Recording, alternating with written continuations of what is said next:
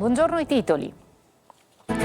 Polemica Nordio De Lucia sulle carceri fuori controllo. L'ex direttore generale dell'ufficio detenuti del Dipartimento dell'amministrazione penitenziaria Ardita dice De Lucia ha ragione. Aggredito da un tifoso il patron del Trapani Calcio Valerio Antonini. Non si conoscono ancora i motivi della violenza. A Bagheria nel Palermitano l'arresto di un 19enne che sparava contro i cartelli stradali e postava sui social nei video minacce ai rivali. Per gli investigatori bloccata una faida per il predominio delle piazze di spaccio. A Trapani dolore ad Alcamo per la morte di Aurora Valenti, l'allieva della Guardia di Finanza di 22 anni precipitata dalla finestra della scuola di Coppito all'Aquila. Sulla tragedia la procura ha aperto un'inchiesta. A Catania un ordigno bellico nel porto di Ognina, scattano le verifiche dopo la segnalazione di un cittadino. Da rifiuto a bene per l'ambiente, la plastica si trasforma in sconti e viene premiata a Ragusa. Calcio, allenamento a porte aperte per la stampa allo stadio Massimino per il Catania prima della partenza per il ritiro di domani. Palermo pari in rimonta nell'amichevole con il Norimberga, giocata ieri in ritiro, poi Ampallo e Segre rispondono a Zoma.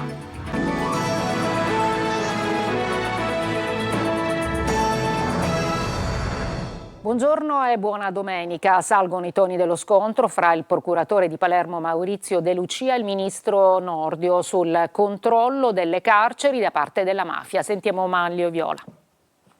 Assume ormai i toni di uno scontro politico fra governo e magistratura il botta e risposta fra il procuratore di Palermo Maurizio De Lucia e il ministro della giustizia Carlo Nordio sulla situazione delle carceri italiane. A dare il là allo scontro la dichiarazione del procuratore che ieri ha detto chiaramente nel corso di un dibattito pubblico che lo Stato ha perso il controllo delle carceri ormai governate dalla mafia, una frase che non è andata giù al ministro, per il quale è De Lucia ad aver perso il controllo di se stesso e ad offendere il corpo della polizia penitenziaria. Inevitabile dalla levata di scudi dell'Associazione Nazionale Magistrati schierata con De Lucia, ma meno scontata invece la posizione del SAP, il sindacato della polizia penitenziaria, che non vuole essere difeso dal ministro. Chi vive il carcere ogni giorno, dice il segretario Donato Capece, attaccando invece la politica, sa perfettamente quali decisioni politiche sono state adottate negli anni e abbiano inciso sulla sicurezza degli istituti. Con il procuratore anche Aldo Di Giacomo, segretario generale dell'FSA, altro sindacato della polizia penitenziaria. Il ministro della giustizia vive sicuramente al di fuori della realtà, il procuratore di Palermo ha assolutamente ragione, le carceri sono fuori controllo ormai da anni e non si arriva a conseguenze ulteriori solo perché i detenuti non vogliono. La polizia penitenziaria non è offesa dalle parole del procuratore, nelle sue parole ci sono molti più contenuti di quanti ne abbia espresso il ministro nell'intera legislatura. Con Maurizio De Lucia anche Sebastiano Ardita, procuratore di Catania e per 9 anni capo dipartimento del DAP, ovvero l'amministrazione penitenziaria. Quello che ha dichiarato il procuratore è esattamente ciò che è accaduto, dice Ardita, e dire il contrario significa non essersi minimamente documentati prima di parlare. Infine approfitta della polemica per tornare sulla breccia dell'onda siciliana l'eurodeputato Giuseppe Antoci, per il quale le dichiarazioni di Nordio sono surreali e spropositate. Aggredito da un tifoso il patron del Trapani Calcio Valerio Antonini, che è stato trasportato in ospedale. Non si conoscono ancora i motivi della violenza. Il servizio. Il presidente del Trapani Calcio, Valerio Antonini, è stato aggredito mentre si trovava nel centro storico di Trapani. Si è trattato di un gravissimo episodio di violenza, così viene definita la vicenda dalla stessa società, che mostra Antonini disteso su un letto dell'area di emergenza del Sant'Antonio Abate con un collare e del ghiaccio sulla pancia. La società FC Trapani 1905 accusa si è trattato di un vero e proprio agguato, vile e premeditato, perpetrato da un soggetto ben noto della tifoseria organizzata trapanese, che si è reso responsabile di un atto inaccettabile e incompatibile con qualsiasi valore umano, civile e sportivo. Secondo quanto emerso, Antonini è stato aggredito da un tifoso nei pressi del suo locale, è stato colpito più volte fino a cadere per terra, poi sono intervenuti alcuni presenti che hanno chiamato il 118 e le forze dell'ordine. Antonini è stato trasportato in ambulanza al pronto soccorso. Non c'è ancora certezza sulle ragioni dell'aggressione, ma questa arriva alla fine di un anno davvero complicato per il patrono del Trapani Calcio e degli Shark, Bastia, ma anche per tutta la tifoseria granata profondamente legata alla maglia. Quanto avvenuto è la dimostrazione di come gli animi siano ormai esasperati per via di tutte le vicende che ancora oggi coinvolgono lo sport a Trapani. Non una semplice bravata, ma veri e propri messaggi criminali. Ci sarebbe questo dietro gli spari contro i cartelli stradali e in mare aperto di un giovane 19enne di Bagheria, postati dallo stesso sui social. Secondo i carabinieri, con il suo fermo si sarebbe evitata una faida interna per il predominio delle piazze di spaccio. Manlio Viola. Si riprende mentre spara contro cartelli stradali nel centro di Bagheria oppure verso il mare aperto con numerose pistole di vario calibro di cui dimostra di avere il possesso, poi posta i video sui social insieme a minacce indirizzate ai propri rivali.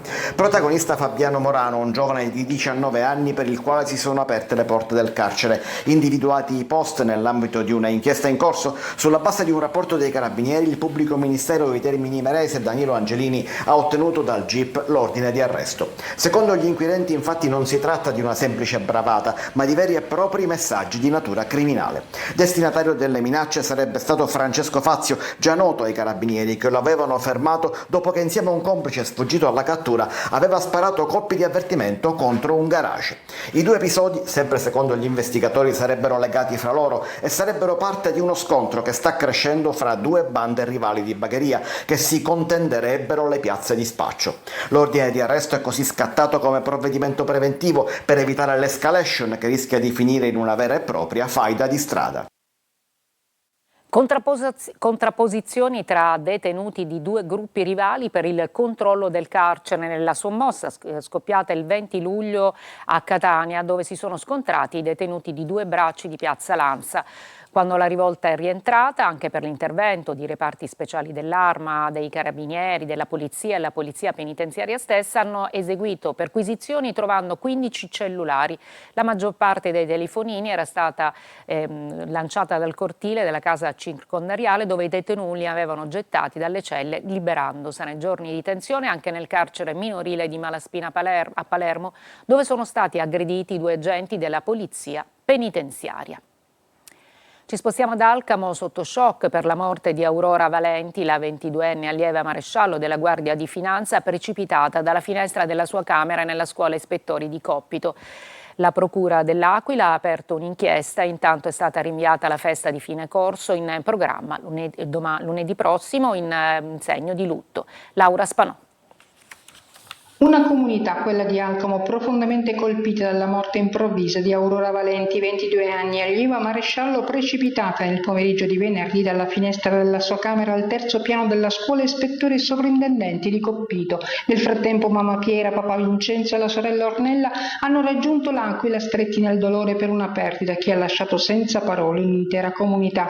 Chi conosceva Aurora racconta che il suo unico sogno stava diventando realtà: servire lo Stato indossando la divisa della Guardia di Finanza, una giovane determinata, pronta a costruire il proprio futuro in uniforme. Quel sogno si è infranto all'ospedale San Salvatore dell'Aquila, dove è morta. La notizia ha sconvolto anche l'intero corpo della Guardia di Finanza. Sulla tragedia è stata aperta un'inchiesta coordinata dal PM Maria Rosa Bove. Al momento gli investigatori mantengono il massimo riservo e nessuna ipotesi viene esclusa. Disposta anche l'autopsia per fugare ogni dubbio, mentre gli inquirenti stanno ricostruendo gli ultimi momenti della giovane, analizzando ogni elemento utile per chiarire l'esatta dinamica dei fatti.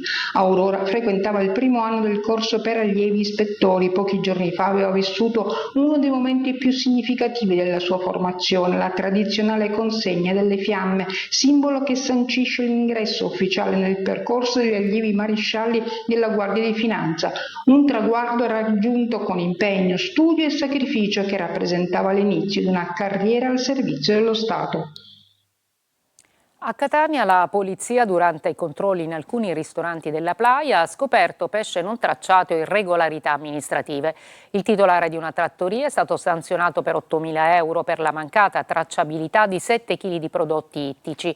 Scattate denunce anche per frode alimentare e sanzioni per lavoro nero e violazioni igienico-strutturali per 40.000 euro.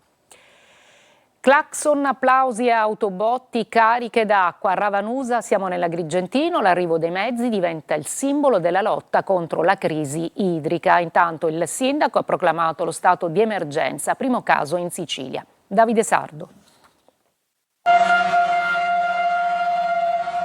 I clacson suonano come una sirena di speranza. Le autobotti entrano a Ravanusa cariche d'acqua dopo il primo rifornimento dal pozzo comunale di Cianciaramito. Per i cittadini è una piccola vittoria attesa da mesi. Una immagine che racconta meglio di ogni parola la sete di un'intera comunità. Il sindaco Salvatore Pitrola dichiara lo stato di emergenza idrica, il primo caso in Sicilia, un'ordinanza che autorizza il prelievo dell'acqua dal pozzo comunale e la distribuzione nelle abitazioni grazie ai volontari che hanno messo a disposizione le proprie autobotti. Senza il sistema di autobotti, nel momento in cui AICA, che è il soggetto gestore, non fa arrivare l'acqua, il sistema collassa, ed è quello che è venuto a Ravanusa. Ma da Ravanusa deve partire un sistema di gestione dell'acqua che veda la fine di tutti questi apparati che tanto fanno sulla carta ma che non consentono di avere il bene primario che è l'acqua. Da Ravanusa deve partire un grido di allarme che deve rivolgere dobbiamo rivolgere all'intera regione siciliana, ai vertici della regione siciliana, perché abbiamo tanti apparati ma non abbiamo l'acqua. Una risposta concreta per una città costretta ad attendere anche 3 settimane tra un'erogazione e l'altra. Nell'ordinanza il Comune denuncia che il problema non è la mancanza d'acqua negli invasi, ma i continui guasti alla rete e agli impianti di sollevamento. Così il pozzo di Cianciaramito, rimasto fermo per oltre mezzo secolo, torna a dare acqua ai ravanusani. Un segnale forte, mentre la battaglia per un servizio idrico regolare è tutt'altro che conclusa. Oggi allerta rossa per rischio incendi nelle province di Palermo e Trapani. A comunicarlo è la Protezione Civile regionale, che segnala anche ondate di calore con temperature massime fino a 35 gradi. Alcuni studenti siciliani si sono resi protagonisti in negativo durante un viaggio in Thailandia. È diventato virale sui social un video che li ritrae, come vedete nelle immagini, a bordo della metropolitana di Bangkok mentre urlano insultando e litigando con gli altri passeggeri del vagone. Ad una donna che faceva notare il loro tono di voce troppo alto, i ragazzi hanno risposto in modo provocatorio con un linguaggio offensivo e gesti osceni. A seguito dell'episodio sono arrivate le scuse dell'ambasciata italiana con un comunicato ufficiale. Il comportamento inappropriato del gruppo di turisti minorenni non rappresenta in alcun modo il popolo italiano, viene scritto appunto nella nota. Un ordigno bellico circa di 1 metro di profondità, a pochi metri dalla riva, è la scoperta che ha fatto scattare l'allarme nel porto di Ognina a Catania. Sul posto sono intervenuti guardia costiera e carabinieri per mettere in sicurezza l'area, mentre la Federazione Armatori Siciliani torna a chiedere una bonifica dei fondali. Desiree Ferlito. Un antico ordigno bellico ad appena 1 metro di profondità e a poca distanza dalla riva. Una scoperta che ha fatto scattare immediatamente l'allarme questa mattina nel porto di Onnina, uno dei borghi marinari più frequentati di Catania. La segnalazione è arrivata da un cittadino e nel giro di pochi minuti la macchina dei soccorsi si è messa in moto. La Federazione Armatori Siciliani ha allertato le autorità e sul posto sono intervenuti i militari della Guardia Costiera che hanno avviato le verifiche, messo in sicurezza l'area e disposto l'interdizione dello specchio d'acqua interessato. Ora si attende l'intervento degli artificieri e del personale specializzato chiamati ad accertare la natura dell'ordigno e a stabilire le operazioni necessarie per la sua rimozione in condizioni di sicurezza. Ma l'episodio riporta l'attenzione su una questione più ampia. Negli ultimi anni, infatti, sarebbero state segnalate altre possibili presenze di ordigni bellici nei fondali del porto di Onnina. Alcune di queste segnalazioni avrebbero ricevuto solo verifiche parziali, mentre per altre si attendono ancora accertamenti definitivi. Per questo la Federazione rivolge un appello alle autorità. A questo punto cosa aspettano le autorità, il prefetto, il questore, la magistratura a intervenire? Intanto proseguono gli accertamenti delle autorità. Tutta l'area resta interdetta. Una breve pausa, poi andremo a Ragusa, dove la plastica da rifiuto invece diventa un bene per l'ambiente.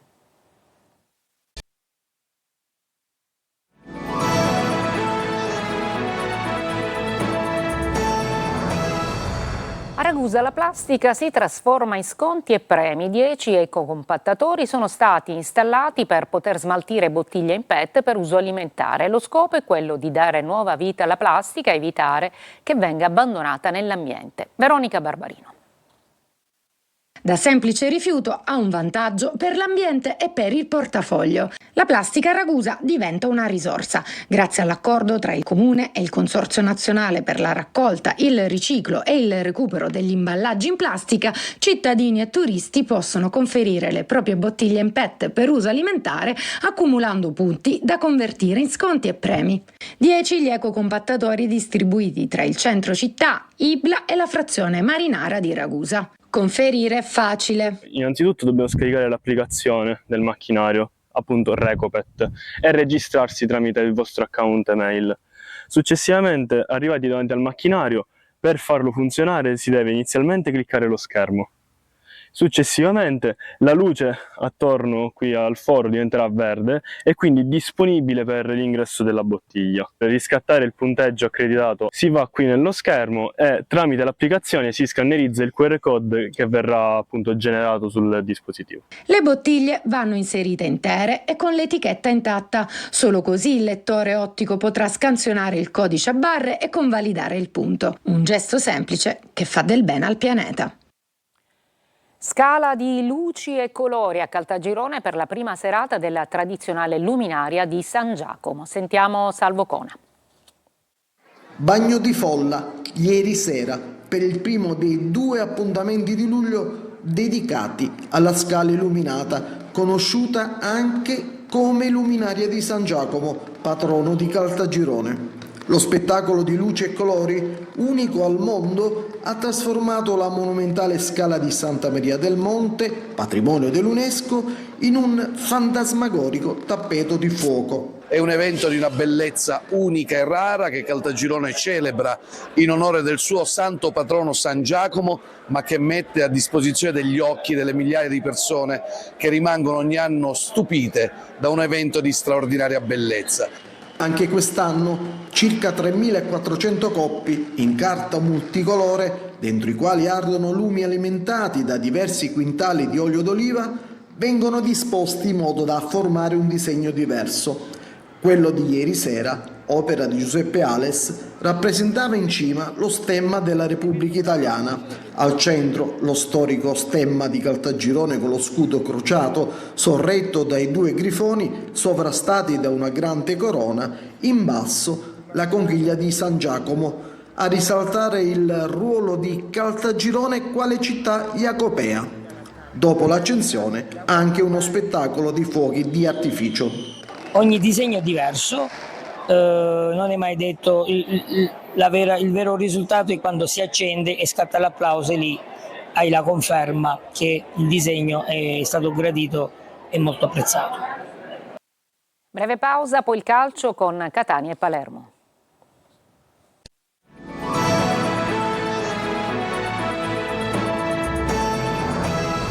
Eccoci al calcio, allenamento a porte aperte per il Catania allo Stadio Massimino prima della partenza di domani.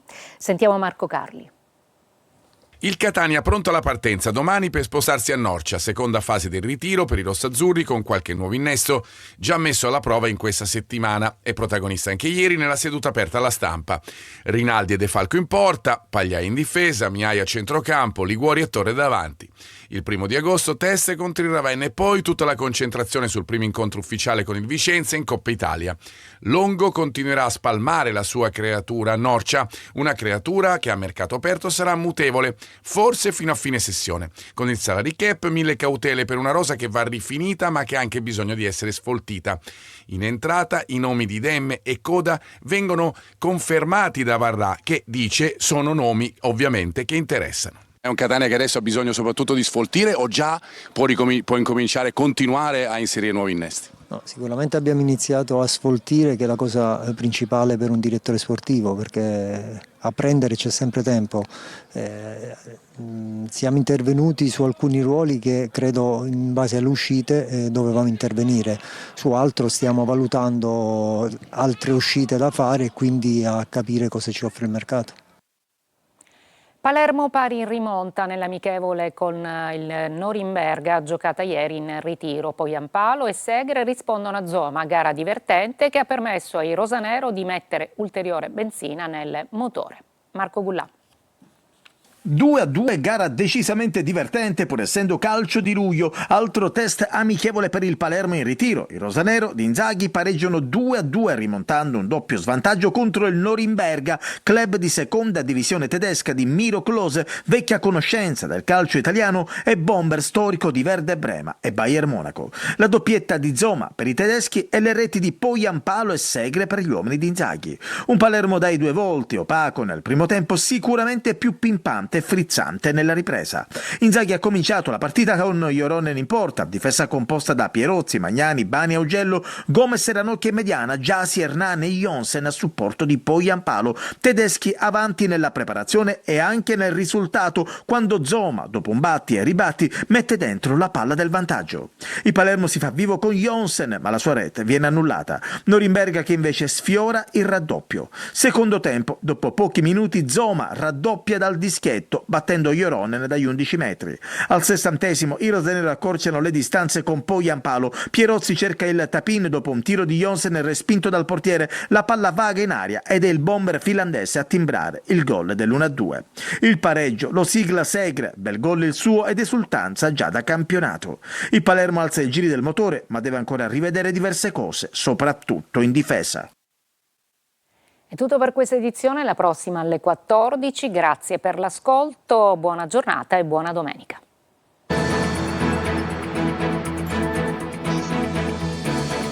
Entra nel mondo dell'informazione con l'app Sicilia Web.